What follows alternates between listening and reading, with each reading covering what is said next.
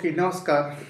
तो आज का टॉपिक है पेरेंटिंग के बारे में, कि बच्चों को ना कैसे कहे। तो अंत तक सुनिए, मेरा एक अनुभव भी इसमें आप आज मैं आपके साथ में शेयर करूँगा।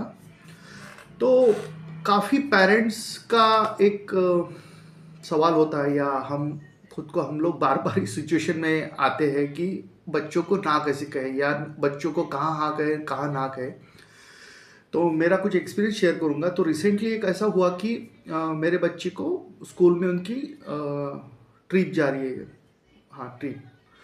तो वो कहीं जा रहे थे जहाँ पे थीम पार्क वगैरह था, वाटरफॉल था और सब, वो वाटर पार्क है शायद, वहाँ जा रहे थे। तो उसका ऑब्वियसली वो आया एनओसी लेके कि हमारे स्कूल की ट्रिप जा रही है और मैं बिल्कुल जाना चाहता हूँ, और आपने पिछली बार ना बोला था तो मैं इस बार भी आप हाँ बोल आपको हाँ बोलना पड़ेगा।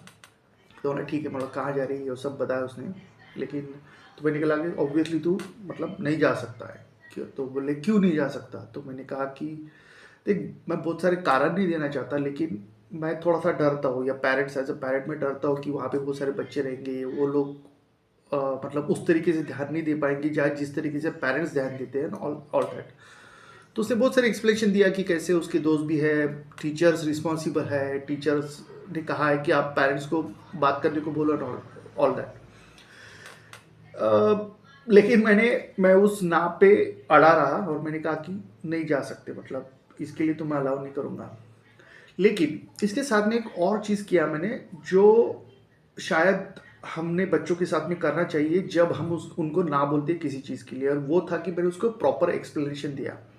देखिए, हम लोग बहुत बार क्या करते हैं, हम शायद बहुत सारी चीज़ों को ना बोल देते हैं, और मतलब जैसे हम लोग ज़्यादातर पेरेंट्स, या मैं भी शायद ऐसे ही बोलता था कि ना बोले तो ना, बस मुझे इसके बारे में बात नहीं करना है।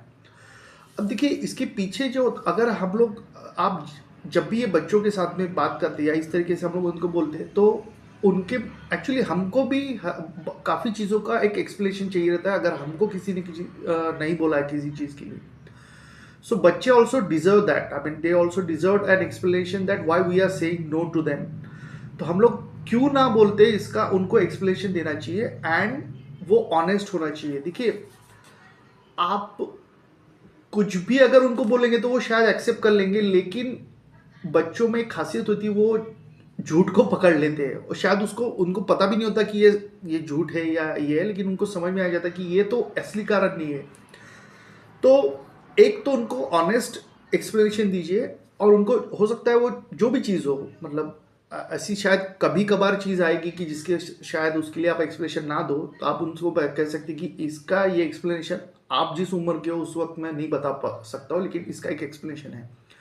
बट यस, कि आप जब भी बच्चों को ना बोले, ना बोलना चाहे या ना बोलना है, उस वक्त उनको एक्सप्लेनेशन जरूर दे, और वो ऑनेस्ट एक्सप्लेनेशन हो। जैसे मैंने कहा कि ठीक है, मुझे डर लगता है, तो लगता है एज अ पेरेंट, मुझे डर लगता है कि शायद मैं कॉन्फिडेंट नहीं हूँ तुझे भेजने के लिए। सेकंड चीज मैंने उसको ये किया, या आपने करना चाहिए कि उस ना बोलने का, या जिसके लिए वो चीज मांग रहे हैं, उसका आप अगर एक सब्सटीट्यूट उनको अवेलेबल करा दे, तो शायद एक बात और बन सकती है। मतलब फॉर एग्जाम्पल, मैंने उसको कहा कि ठीक है, क्योंकि वो बहुत नाराज था और मैं नहीं चाहता था कि वो मैं उसको नाराज देखूं, तो मैंने उसको कहा कि ठीक है, I can makeup for this. तो इसके लिए मैं ऐसा क्या कर सकता हूँ अलग से जो तुझे अच्छा लगे। तो वो शायद मुझे चीज़ें मांगने लगा कि मुझे ये चाहिए वो चाहिए, तो मैंने नहीं, मैं ये चीज़ नहीं करूँगा। लेकिन मैंने फिर उसको प्रॉमिस किया, और मैंने ढूंढा कि एक एक्टिविटी यहाँ पे हो रही है, ट्रैकिंग और वो सब में, तो मैं उसको संडे को एक पूरे दिन के लिए मैं वहाँ पे तेरे को लेके जा सकता हूँ, और ये सब चीज़ें उसमें होने वाली जो कि तेरे को शायद उस तरीके का मज़ा दे। तो हर बार ऐसा नहीं हो सकता है, ऐसा नहीं होगा शायद कि हम लोग जो चीज़ उसको चाहिए हम लोग उसको नहीं देना है, और उसका इक्विवेलेंट उसको हम लोग ऑफर करें।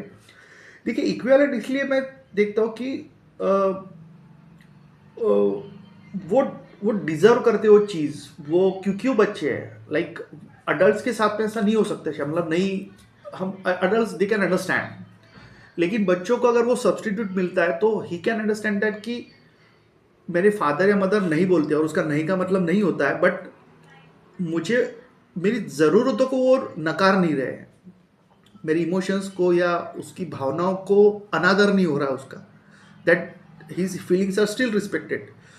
सो ये मेरा खुद का समझ है कि ऐसा करना चाहिए आप, या ऐसा कर सकते हो, या इस तरीके का आप इस तरीके की एक आध चीज़ करके देख सकते हो कि उसका आपके बच्चों के साथ में, आपके पेरेंटिंग में क्या असर हो सकता है। तो इसको ट्राई कीजिए। आपके कुछ सुझाव होंगे, कमेंट्स होंगे, एक्सपीरियंस होंगे तो शेयर कीजिए। Thank you very much.